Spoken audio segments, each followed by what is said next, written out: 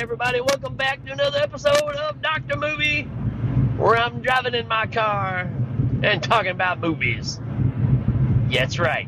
That's pretty much the formula, and I can't make that really sound any better than it is. I'm just driving in my car and yakking about movies that I've either seen or movies that I absolutely love. And this one falls in the latter category. I love this movie. It should be no surprise. You know, we've talked about Argento's Animal Trilogy. We've talked about Deep Red. We've talked about Suspiria. And now we bust through into the 80s, because all the other ones were 70s flicks, with Tenebrae, 1982. Again, classified as a horror thriller, but you and I know better. It's a giallo. Giallo. Probably should edit that out, but I'm not gonna. It's my weak attempt at singing the Jello song, but with the word giallo. You know what I was doing. Anyways, glad to have you back. This one's going to be great because this movie rocks. I don't know what else to say about it. We just recently covered this one on Helming, but, you know, being the completist and being this Giallo January, you can't have Giallo January and not talk about this movie. Again, one of the better ones. A lot of people prefer this as Argento's favorite movie. I know that Duncan McLeish, you know, the mighty Duncan McLeish, his favorite Argento film is Tenebrae. Can't argue with that. This one is about as solid of a flick as you're going to get. And, wow, what a good one. So let's bust into this one. Let's talk about our cast.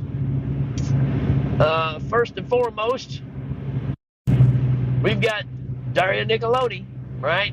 So she's kind of a mainstay at this point in all the Argento films.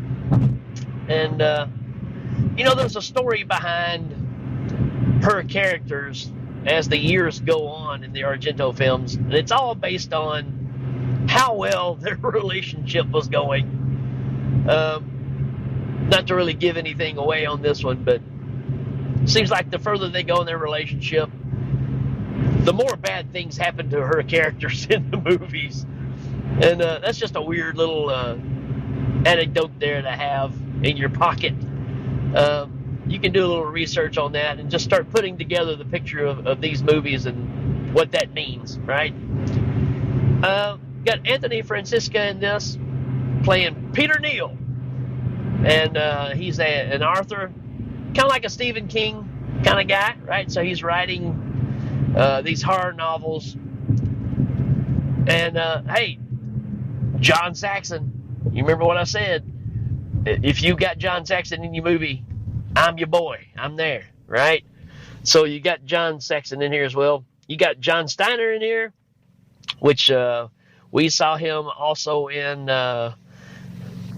which one was it? Blade, not Blade in the Dark. Shock. That's what it was. Mario Bava, right? Silly me. Dario Argento's in that one as well. So, and you get some other people. Ennio Peroni is in this, which, you know, she's again somebody that pops up in a lot of these flicks. Lamberto Bava is actually in this movie for a second or two. So, a little cameo there. And let's talk about this one. So our synopsis says, visiting Rome on a promotional tour for his novel, Peter Neal is pulled into a murder mystery. Hold on, I'm having to dodge a truck here. There we go. As someone familiar to his work is beginning a series of killings. While the police look into the crimes, Neal investigates on his own, just like we always expect in these movies, and by his beautiful assistant, which is Dario Argento. So, there you go.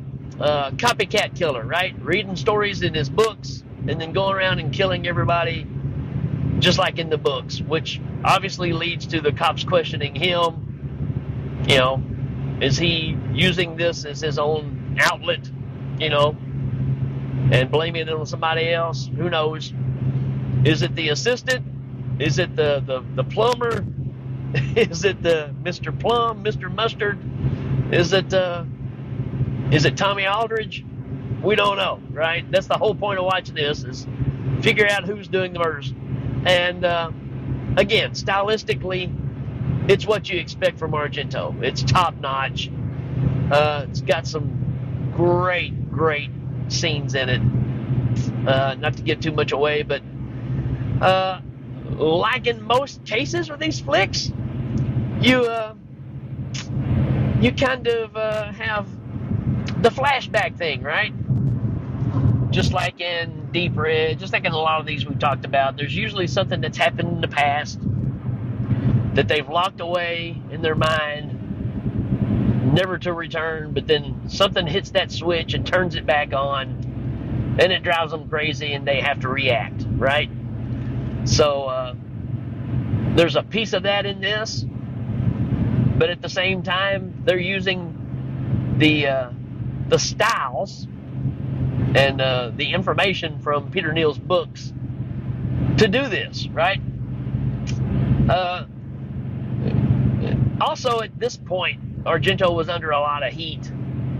The whole masochist thing, right? All your movies are just about guys killing girls, right? Well, realistically, when you look back on his career, that's not true. I mean, out of let's just say there's a lot more women killing than there is guys in these movies, in Argento flicks, right? Not to give too much away, but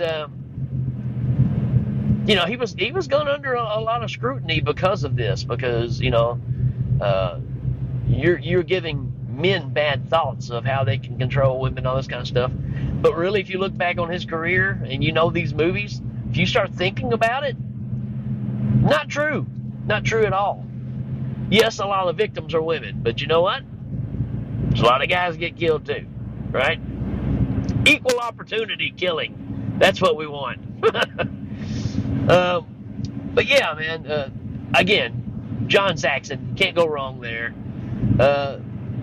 There's some fantastic scenes in this. There's some crazy over-the-top scenes where this lady gets her arm chopped off on a table, and it's almost like Quentin Tarantino Bloodshot, right? Where it's just kind of over-the-top and ridiculous, but at the same time, it's done with this artistic flair that only Argento can pull off.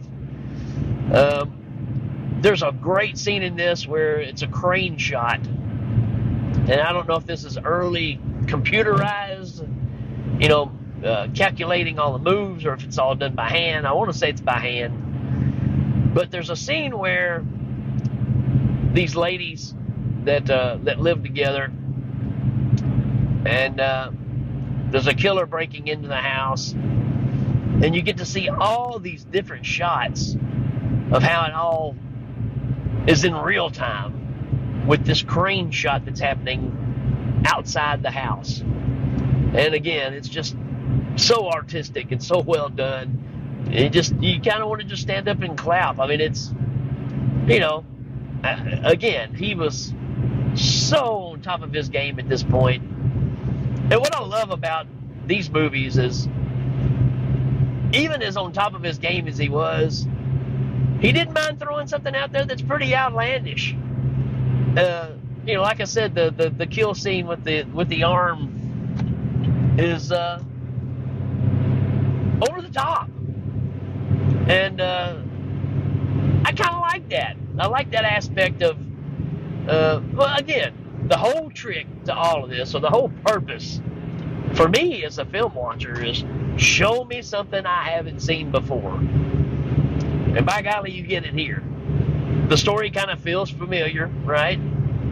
But for the most part, you're going to see some things you've never seen before in this one, right?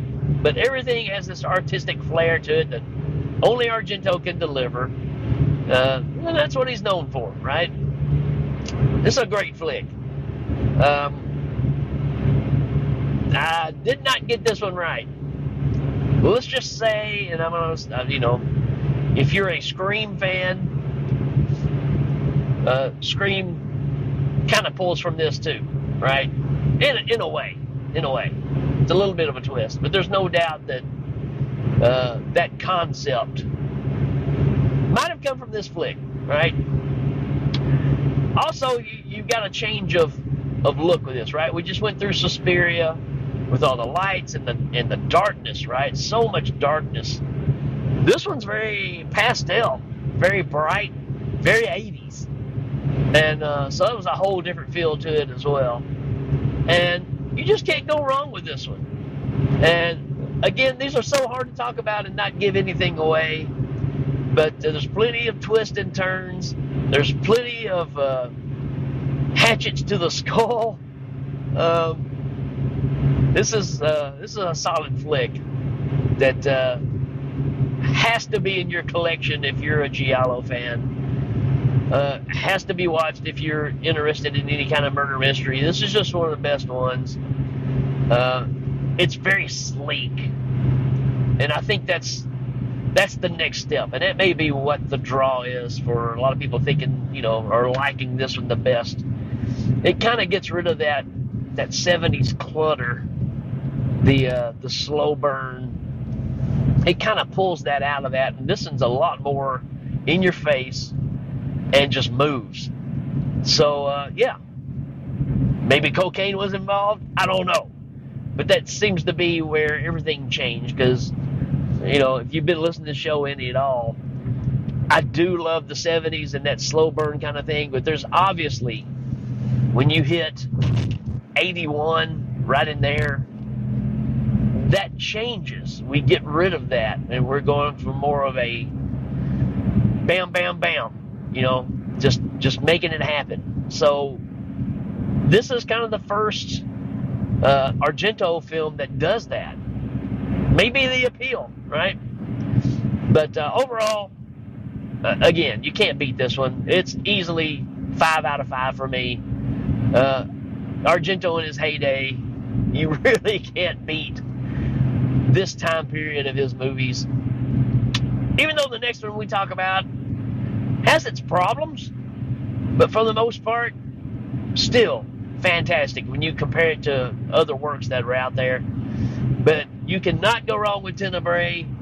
Lots of characters to pick from, lots of red herrings, lots of misdirection, and the fact that the killer is sending letters to our main character, Peter Neal, to let him know that it's going to happen again and it's all your fault. That really drives this movie in a direction that, that path that we like to take with our unlikely heroes, right? The thing I like about Argento's, people that we end up, our antagonists, not our antagonist, but anyways, our main characters that we're going to hang out with, protagonists, if you want to call them that, but they're not even really that. They are basically the unlikely person, right? And I think that's what makes this work, is they're relatable. And I've said that before. That's what Argento does so well, is get you invested in these characters. And it's the same reason we like Chief Brody in Jaws, right? He is not the man for the job, right? Same thing in all these flicks, right? You're set up with somebody who, does not have the machismo to be a detective. But somehow, that's where we're going with this, right? So that's what makes these work. This is one of the best, folks. I'll keep saying it. It's on. I don't think this one's on Tubi. I may be wrong in that. You can check and see. I didn't watch it on Tubi. I watched it on my own source. You have to look and see. I forgot to look and tell you on that one. But anyways, can't go wrong with it. One of the best. Take my word for it. If you've already seen it, you already know. It's one of the best. So stick that in your pipe and smoke it and check it out. And let me know what you think about it. All right, folks, till next time, we will check you later.